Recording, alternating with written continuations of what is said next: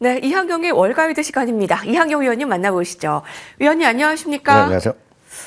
S&P 500 기준으로 오늘까지 나흘 연속의 하락이고요. 테슬라의 급락, 비트코인도 그렇고 조금 변동성이 컸습니다. 자, 주요한 사항들 빠르게 만나봐야 되겠습니다. 인사이트 열어보시죠.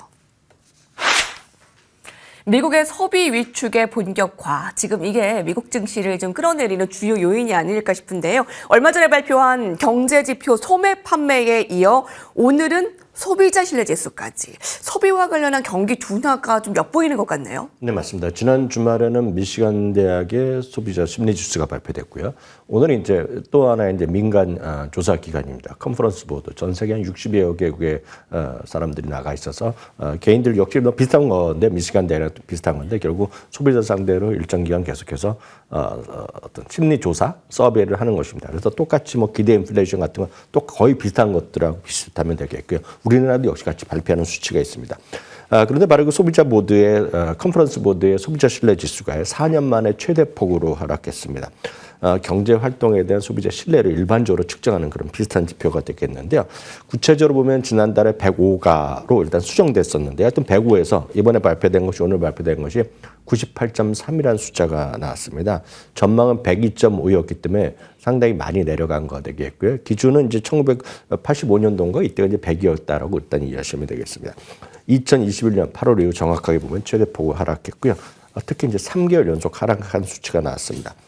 지난주 이제 월마트의 소비자 어떤 그 소매 판매 대표적인 기업에서 실적 가이던스의 주당 이익을 이제 보수로 발표하면서 이 모든 것에 시작이 됐고요. 말씀드렸던 대로 지난 주말에는 미시간 대학의 소비자 심리 지수가 발표된 바 있습니다. 여하튼 이런 것들이 전반적으로 부담이 됐는데 특히 미국 소매 판매 추이도 보더라도 예상보다 훨씬 더 많이 마이너스로 떨어진 것이 역시 지난주에 나왔고요. 다시 한번 확인되지만 미시간 대학의 소비자 심리 지수도 생각보다 안 좋게 나왔던 기억이 있습니다. 특히 이제 관세 인상 우려 등 오늘 컨퍼런스 보드도 마찬가지인데 기대 인플레이션이 상당폭 올라간 부분이 올라갔습니다. 여기에다가 구체적으로 보면 연방 정부의 잇따른 해고 조치도 지금은 심리적인 부담이 되고 있는데 특히 로젠버그 리서치에서 이런 얘기를 하고 있습니다. 백악관에서는 자기네들이 진짜 어떻게 심리를 모를지 모르지만 소비자 심리는 11월 선거 이후에 마이너스 7포인트나 급락했다. 그러니까 선거 이후에 기대감은 좀 뭔가 좀 사라지고 객관적인 수치는 선거 이후 오히려 마이너스 7포인트 났다. 그러니까 미국인의 5명 중에 한 명은 향후 5년 동안에 일자리가 없어질 거다. 그러니까 자기가 해고될까 하는 것을 두려워하고 있다는 얘기를 하고 있습니다. 그러다 보니 상대적으로 보면 소비재 주식들도 지금 상당히 엇갈리는 모습을 보이고 있습니다. 소비재 주식의 섹터를 보면 크게 보면 두 가지입니다. 필수 소비재랑 임의 소비재가 되겠는데요. 아시다시피 작년 가을까지는 임의 소비재가 확실히 잘 나갔습니다. 특히 임의 소비재 대표적인 것이 그냥 쉽게 자동차라고 보시면 되겠습니다. 테슬라라고 보시면 되겠고요. 필수 소비재 대표적인 것은 일단 이런 P&G 이런 거라고 이해하시면 되겠는데요. 작년 말까지 잘 나가다가 작년 말부터 해서 완전히 좀 바뀌는 모습을 보이고 있습니다. 오늘 예를 들어서 테슬라가 오늘 또다시 한 9% 떨어졌거든요. 특별한 이유가 있다기보다는 물론 제가 2주일 전에도 한번 테슬라에 대한 선호도가 좀 떨어지고 있다는 말씀드렸지만 맞아요. 실제로 보면 가장 중요한 거는 유럽에서 그리고 중국에서 전체적으로 판매가 많이 줄어들었거든요. 그리고 미국에서도 물론 전체적인 장기대한 판매는 전체적으로 늘어났지만 지금 테슬라의 점유율은 줄어든 게 발표됐거든요. 그러니까 그런 것들이 전체적인 역할을 일단 이해하시면 되겠고요. 유럽에서는 테슬라보다 중국의 비아드가 더 많이 팔렸다라고 하더라고요. 테슬라는 이번에 미국에서는 죄송합니다. 유럽에서 45% 판매가 줄어들었잖아요. 그러니까 1월 달이요. 물론 이게 일시적인 요인이 분명히 있습니다. 그렇지만 어찌됐건 결과를 보면 된 거죠. 그래서 오늘 화면에 나왔다시피 시가총 1조 달러 공개됐고요. 기존에 이제 시가총의 순서대로 보면 1위가 이제 애플이고요. 2위가 엔비디아, 3위 등등해갖고 지금 7위였거든요. 네. 근데 오늘 8위로 떨어졌거든요. 그러니까 그런 것들이 보면 전반적으로 보면 시장의 흐름이라고 보시게 되겠습니다. 어찌되었건 여러분들이 하셔야 될 거는 임의 소비재 종목 선택 시에 보다 신중한 자세가 필요하다는 얘기를 하고 있고요.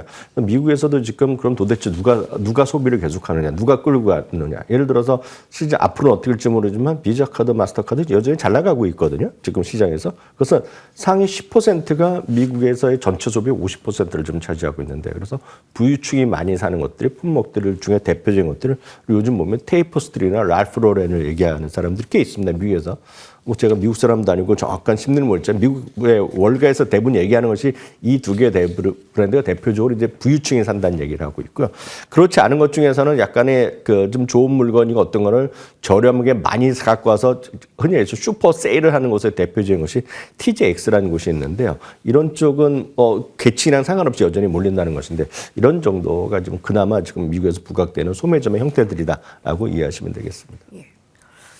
소비자 신뢰지수가 105에서 85로 42개월 만에 최대폭의 둔화고요. 또 3개월 연속의 둔화고요. 자, 이렇게 트럼프 정부 이후에 본격화된 경기 둔화의 움직임을 계속 봐야 될 것 같습니다. 네, 경제 지표와 그다음에 고착화된 이런 물가, 인플레이션 우려에 자, 내일 주요해진 엔비디아 실적 발표가 어떻게 트리거가 될지 궁금합니다. 헤드라인 살펴보시죠.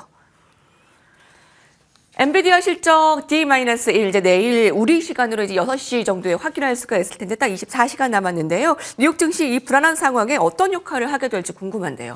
얼추 보면 좀 길게 보면 엔비디아가 작년 상반기까지 엄청 잘 나가다가 작년 3분기 이후에는 좀 횡보하고 있습니다. 그래서 등락이 있었지만 최근에 보면 한 6개월 동안 크게 재미가 없었던 것이 바로 지금 엔비디아의 모습이 되겠는데요.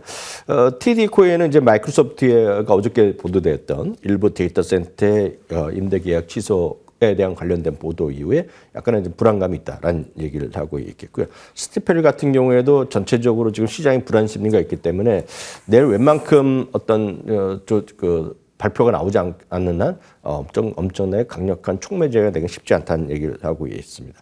다만 이제 멜리우스 리서치 같은 경우에는 여전히 시장에서의 어떤 장기적인 관점에서의 매수 관점이 여전히 유의할 수도 있다는 얘기하고 있지만 여전히 뚜껑을 열려봐야 되겠고요. 그에 대한 투자 심리가 어떻게 나올지 월가의 평가 어떻게 될지는 냉정하게 좀 기다려봐야 되겠다. 그러니까 하루밖에 안 남았기 때문에 좀 보시면서 대응하시면 되겠고요.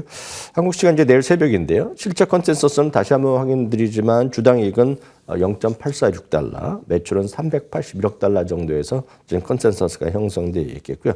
전체 애널리스트 60명 중에서 강력 매수가 여전히 47명, 매수가 11명 정도가 지금 형성되어 있다라고 보셔야 되겠습니다. 말씀드렸다시피 하루 남은 동안 중에 미국에서는 어떤 어닝 플레이라 해갖고 어닝을 기대해 사고 파는 거는 별로 권하지 않습니다. 결국 실적 발표한 이후에 쫓아가도 늦지 않는다는 생각에서 여러분들 대응하시면 그렇게 무리는 없어 보인다. 내일 실적도 업데이트 되는 거 자세히 또 말씀드리겠습니다. 네, 네. 특히 이제 딥시크의 영향을 엔비디아가 실제로 어떻게 받았는가를 처음으로 알 수 있기 때문에 그 부분이 핵심 포인트라고 전해지고 있습니다. 자, 두 번째 헤드라인 살펴보겠습니다. 헤지펀드와 뮤추얼 펀드 사랑을 동시에 이 두 펀드는 위험 수준과 운용 방식이 다른 이 펀드이기 때문에 동시에 사랑을 받고 있다. 근데 그것도 5가지나 오늘 이 종목이 주요하게 보는 이유가 있을 것 같습니다. CNBC에서 주요하게 다뤘네요. 네, 맞습니다. 말씀드렸다시피 기관 투자의 동향은 1억 달러 이상 투자한 법인회 같은 경우에 분기가 끝나서 45일 안에 이제 실적을 발표하게 돼 있거든요. 그걸 기준으로 이제 여러 운용사들, 여러 이제 증권사에서 다양한 수치를 발표하고 있는데요. 그런 와중에서 골드만삭스가 헤지펀드나 뮤추얼 펀드에서 양쪽에서 모두 최근 한 분기 동안에 좀 샀던 그런 것들을 좀 조사해서 발표하는 거가 있는데요. 기준은 전체 헤지펀드에서 695개, 뮤추얼 펀드 644개는 모두 이제 통계를 잡아갖고 있기 때문에 나름대로 통계적인 어떤 의미는 있다라고 보셔도 되겠는데요. 이들 중에서 골드만삭스가 매수 견을 갖고 있으면서도 5개 종목을 공통적으로 사는 것들을 한번 추려봤는데 그 중에 나오는 것들이 이런 것들인데 엠너비라든가 CRH, 마스터카드, 스포티파이, 비자 이런 것들이 되겠는데 하나씩 보시면 엠너비는 최근에 한 3, 4일째 떨어지고 있지만 여전히 성장성에 대한 기대감이 여전히 있는 것들. 워낙 작년에 히트친 주식이 되겠고요. CRH는 익숙치 않지만 건축 자재 관련 기업이라고 보셔야 되겠습니다. 다음은 이제 마스터카드나 비자인데 똑같은 형태죠. 꾸준하게 소비가 계속해서 늘어나고 있고 인플레이션이 되건 말건 늘 말씀드리지만 현금 쓰는 사람은 갈수록 줄어드는 전 세계 누구나 똑같죠. 현금을 안 쓴다고 해서 돈을 안 쓰는 게 아니죠. 뭔가 형식을 갖고 쓰죠. 대부분의 경우에는 카드란 신용카드나 아니면 그 체크카드, 그러니까 크레딧 카드 아니면 체크카드를 통해서 쓰고 심지어는 또 우리나라에도 일부 쓰는 경우가 있지만 미국에서는 이제 그 소위 그 프리페이드 카드라 그래갖고요. 선물 카드를 이제 많이 팝니다. 우리나라에서도 일부 마트에서 파는데요. 그 마트를 통해서 하는 것들인데 거기에도 보면 또 이런 마크들이 찍혀 있거든요. 다 뭔가 좀 활용하는 것들이죠. 그래서 비자나 마스터카드가 여전히 좋다. 그리고 스포티파이는 뭐 여러 번 이 방송에서 말씀드렸는데요. 이 스포티파이도 이렇게 해서 포함해서 5개가 헤지펀드나 뮤추펀드의 공이 사랑을 받는 주식이다라고 이해하시면 되겠습니다. 운용 방식과 위험 수준이 이렇게 다르지만 그 사랑을 좀 동시에 받는 그 종목들의 그 이유를 한번 살펴봤습니다. 어떤 종목이 있는지도 같이 스터디해 보시죠. 자, 마지막 헤드라인 살펴보겠습니다. 네, 오늘은 좀 색다른 그 심층 분석 기사가 될 텐데요. 마크더치에서 보도한 은퇴를 앞둔 X세대입니다. X세대는 은퇴 생활을 할 준비가 되어 있다. 특히 2028년에는 베이비붐 세대보다 더 많은 수가 될 X세대의 이 은퇴 구성원이 투자의 뭐 주요한 아이디어가 될 수 있다라고 보도가 됐다고요? 네, 우리나라 언론에서 최근 들어서 많이 뭐 국민연금 이런 것들이 이슈가 되다 보니까 우리나라는 이제 베이비부머 세대들이 이제 엄청나게 은퇴를 갖고 이제 사회 문제가 되고 있다. 이런 얘기 많이 여러분 들으셨을 것 같습니다. 근데 베이비부머나 뭐 그 X세대 하는 거는 기준은 똑같습니다. 베이비부머는 통상 64년생까지를 얘기하는 거가 되겠고요. 그 다음은 X세대는 이제 흔히 얘기해서 이제 낀 세대라고 우리 한국말에서 많이들 얘기하죠. 여기는 이제 65년에서 80년 사이인데요. 이 방송 보시는 분들은 딱 이런 생각하실 것 같습니다. 사실 저도 이 기사를 접했을 때 무슨 X세대가 지금 무슨 은퇴 얘기를 하냐 이런 얘기를 저도 했는데요. 좀 자세히 보니까 이게 의미가 있겠더라고요. 그래서 여러분들 간단하게 소개를 해드리겠는데요. 지금 보시면 미국 기준으로 보면은요, X세대가 2028년 앞으로 한 3년밖에 남지 않았습니다. 그러면 6,390만 명이 되고요. 베이비부머 세대 나이 인구수가 6,290만 명이 돼서 최대 이제 또 그 어떤 연령군으로 이제 증가하게 되고 있는데요. 이제 여기서 이제 여러분들 헷갈리십니다. 55세 이상이라는 의미를 하고 있는데요. 우리나라도 뭐 63세, 65세 이상이 돼야지 노인, 요즘 65세에 대해서 노인이라고 누가 좋아하겠습니까? 지금 다들 여러분 심리적으로 느끼시겠지만. 근데 이제 미국에서는 55년생, 55세 이후에 대해서 상당히 의미 있는 얘기를 많이 하는 경우가 있습니다. 일상생활에도 얘기합니다. 그래서 55세 되면 완전히 그 노인 세대는 아니지만 55세에 은퇴했다 그러면 상당히 이제 조기 은퇴했다는 얘기를 많이 하고 있는 사람인데요. 55세 이상은 65세, 그러니까 아주 나이 든 사람과 달리 완전히 노인이 아니라 상당히 이제 여유가 있고 돈도 많이 좀 상대적으로 구축하고 있고 이런 사람들이 실제로 미국에서 주택 시장에 제일 많이 주택을 구입하는 세대고 한 번 샀던 집을 이제 그 다음에 조금 더 편안하게 윤택하게 갖고 사는 거죠. 예를 들어서 골프 클럽이 있는 데 있거나 테니스장이 있고 수영장이 있고 약간 젊은 사람들 나이 많은 사람이 아니라 자기들만 사이 여유 있는 사람들의 취미생활 이런 걸 같이 하는 사람이 모여 하는 커뮤니티들이 많이 있습니다. 혹시 미국에서 여행 가신 분들, 캐나다 이렇게 호주 여행 가신 분들은 특정 지역에 가면 게이트도 있고 아주 고급 단지들이 있는 것들이 있는데 거기가 이제 흔히 얘기해서 준실버, 우리나라 전체적으로 보면 실버 세대라고 얘기하고 있는데 은퇴자들의 아니면 초입의 은퇴자는 사람이 편안하게 사는 그런 삶에 하는 사람들이 계층이 있다는 거 있는데요. 바로 그런 걸로서 55세 기준을 많이 얘기하고 있는데 그들에 대한 소비가 많이 늘어날 수 있고 그들을 위한 그래서 그 이상의 실버 타운 위주로 많이 하던 사람들도 눈높이를 낮춰서 아래쪽으로 내려온다는 겁니다.